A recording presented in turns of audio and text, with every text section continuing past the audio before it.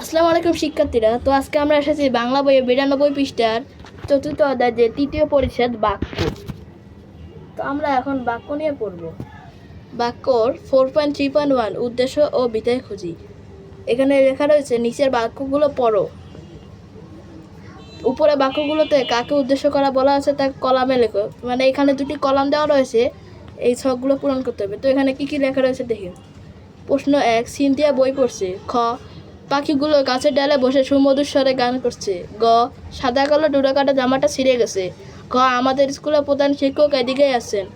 উম, সেলিম সাহেবের ছেলে পিয়াজ খুব সুন্দর হাতের লেখায় প্রথম হয়েছে, পুরস্কার পেয়েছেন।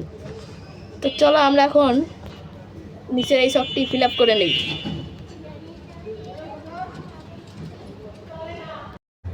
তো বন্ধুরা, আমরা অ্যান্সার স্ক্রিপ্টে চলে এসেছি। এখানে লেখা রয়েছে কাকে উদ্দেশ্য করে বলা হয়েছে, কি বলা হয়েছে।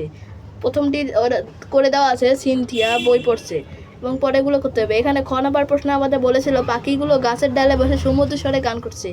এখানে উদ্দেশ্য করা বলা হয়েছে পাখিগুলোকে, তাই এখানে কাকে উদ্দেশ্য করে বলা হয়েছে এই ছকটিতে আমরা পাখিগুলো লিখব, এবং কি বলা হয়েছে এই ছকে আমরা সুমধুর স্বরে গান করেছে এটি লিখব।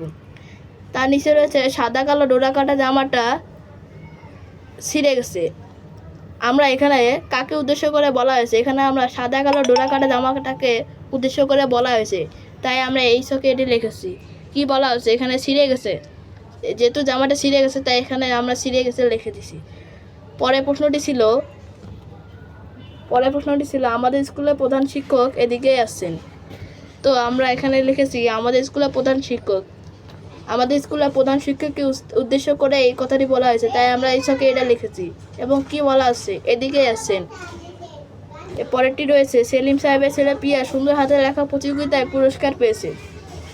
তো আমরা এখানে লিখেছি সেলিম সাহেবের ছেলে পিয়া সুন্দর হাতের লেখা প্রতিযোগিতায় পুরস্কার পেয়েছে।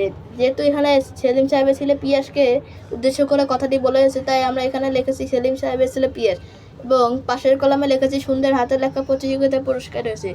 তো আজকের পর্বটি এই পর্যন্ত। পরে ভিডিওটি দেখতে আমাদের চ্যানেলের সাথেই থাকুন।